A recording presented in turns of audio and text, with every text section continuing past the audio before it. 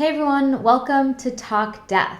We are here with Alua Arthur, the founder of Going with Grace. In this video series, we talk to her about death doulas, end of life planning, and why it's so important. And she talks to us about how she supports families and individuals throughout this process. To learn more about Alua, check out the article we wrote about her on TalkDeath.com. Don't forget to subscribe to our YouTube channel and follow us on Twitter and Instagram at TalkDeathDaily. This is where we post interesting and morbid history, art, information, and obviously funny comics. Yeah, of course. The first question is, what is a death doula? So a death doula is somebody who provides all of the non-medical care and support of the dying person and the family through the process.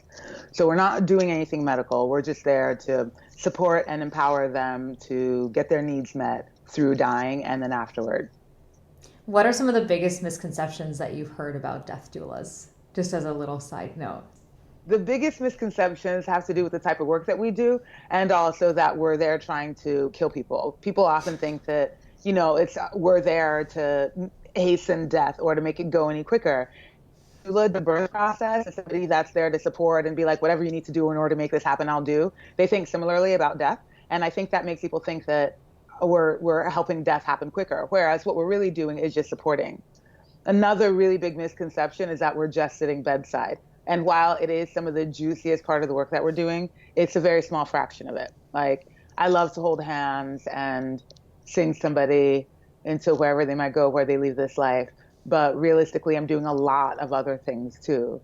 Like, I'm helping people fill out paperwork, get clear on end-of-life plans, end-of-life goals, interfacing with care teams, helping them figure out options. I do a lot of research. So we're not just sitting bedside. We're doing a lot of work otherwise as well. And you're not killing people, so. I'm not killing anybody. I ain't killed nobody yet. Yeah. Yes. All right, so the next question is from Miss Carabella and Red Rumpelstiltskin. Unfortunate name. So good. No, it's great. Both want to become death doulas, but don't know where to start. What advice would you give them to get them on the right path? The very first thing anybody who's interested in becoming a death doula should do is to find a hospice in your area.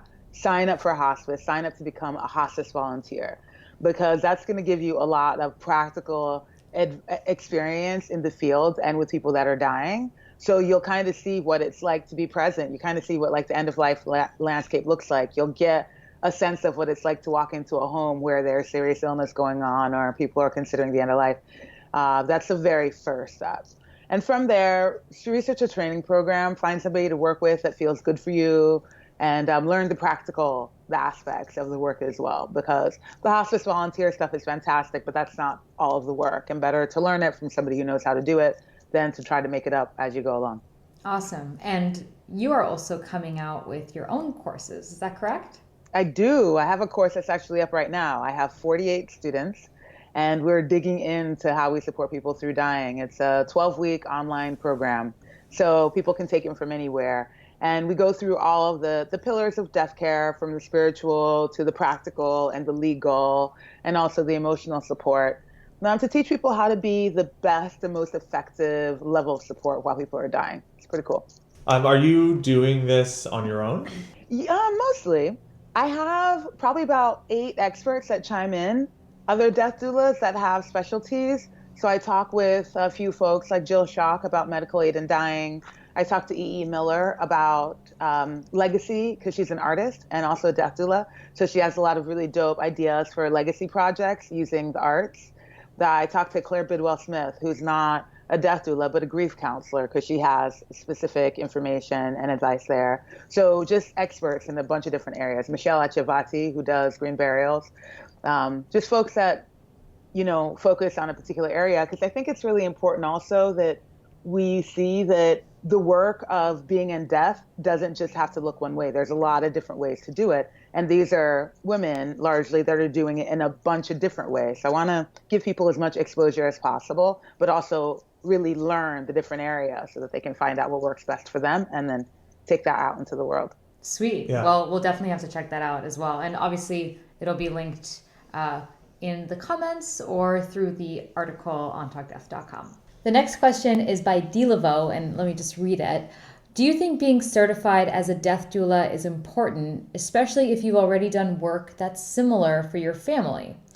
If you've researched most of what's in the courses on your own and done extensive reading, can you just jump into it? I want to clear something up. There is currently no certifying body for death doulas. So if somebody says that they're certified, they have a certificate through the program that they work through. It basically says, hey, you completed this program. But it doesn't give you any specific power, or you're not conferred authority by a regulatory agency that you're now a death doula. So getting certified just means that you've been through a particular program, right? However, I do think that training is useful. It's a very different experience to do it with your family members than to do it for a stranger.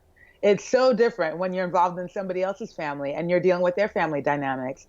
And the emotions are different when it's not your family member. So I strongly suggest getting some training, because you're also going to learn a lot of other things that didn't present when you were working with your family member. So training, I think, is very useful.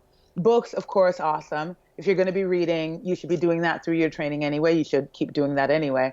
But get some training, because it does help. The experience that you've had with your family is going to support a lot to begin with. Yeah, but get some training. Yeah, that's a really good point, that dealing with your family versus dealing with, almost a complete stranger in a sense. It's a different dynamic completely. Totally different dynamic. And the role changes, and like how you are changes, My family knows me. I can be my most messy, emotive self around them, but when I'm showing up to support a stranger, I don't show up that way. And it's important to learn how to best be. So this is a bit of a related question, and it's from Death Dialogues, and I'm just going to read it out to you. So Death Dialogues has gained experience in dealing with death through some experiences with their family, and they were wondering if you saw the death doula movement as being a way to empower people, and if you think that it will one day become a normal process that people will go through. I think that their concern is that it might go the way of childbirth doulas, who were really popular at one point and then faded away. I really hope not. I think that death doulas have a way to really support and empower the dying process that is useful across the board and will continue to be. Primarily because I think that the way that we die is changing, not only generationally and what's happening in history, but also in how we're relating to our bodies and how we're relating to our death. And because of that, it is important to have supportive roles to do that. I'd like to see death doulas becoming an instituted part of society, not only with families and in homes, but also in like hospitals and police agencies, and even in schools, end-of-life planners, people that know what dying looks like and people that can best support, ask the right questions, make sure that you have all the paperwork done. Because the reality is that's not going anywhere. Maybe this buzzy thing about death doulas might die down in a little bit, but we're always going to need support through dying. I also want to mention, though, that in an ideal world, there wouldn't be need for a professional coming in supporting other people through death. In an ideal world, every family member would be empowered to do it on their own. Do you think that integration with funeral profession at large is going to be really important? Absolutely. I think integration with the whole industry, anybody who has anything to do with death, is largely important. And as long as we're dying the way that we are right now, I think professionals are very useful, right? There are a few people that can understand the particular interplay between what's happening emotionally, how to handle the practical concerns, also all the alternative burial options and low-cost burial options. Like, it's useful to have somebody that has kind of a bird's eye view of the process and understands the different industries that can be of support to the family. Ideally, everybody knows this information. It's not specialized information. As long as it remains specialized, end of life becomes something that's separate than the life itself. I wish it was just a part of the way that we did it. I think that it'd be very useful if the death doula movement becomes an integrated part of how we die, with the funeral industry, with grief counselors, with estate planners. I read someplace, I think it's in Scotland, where they have hired a death doula to come on staff so she can sit and ask the meaningful questions as people are filling out their wills and trusts. How genius is that? Like, let's do more of that. Let's integrate it into society so that we're being thoughtful about how we're approaching death. And just, to add to that, and to add to our last question about death doulas, maybe losing popularity, I think something that not everyone realizes either, especially when we're in this sort of death bubble, if I may call it that, is that most of the public, or a large majority of the public, has not heard of death doulas before, and that they have these types of even alternative funeral options. So to them, they just think that it is the funeral director and your will and estate lawyer that will handle any of these things. So that's something that's also important, is that, when you think about birth, everyone knows that there's two options, really, right? That you can have a natural home birth and you can give birth in a hospital. But today, people don't realize that you have those two options when it comes to death. So I think that that's hopefully something that is going to be, part of our general knowledge soon. I hope so. And this is going along the lines of this hopefully phasing out at some point, which would mean that all individuals are empowered with information and they can be of support to those that they love when their time comes, so that they're not struggling to get the information. It's a really rude awakening when somebody dies and you have a million questions and nobody can answer them. It's a slap in the face. Not only are you in the midst of tremendous grief yourself, but then you're also dealing with all these practical things and there's nobody to call, which is how I started going with Grace ultimately. I was like, I wish that there was just somebody who would have all of these answers. I didn't have to go to the estate planner for one and the DMV for another, and nobody to answer these questions. Like, why doesn't somebody know all these things? And if there was somebody, it would pay them anything, just help. And no one wants to go to the DMV. Who wants to go to the DMV? Particularly not when you're grieving.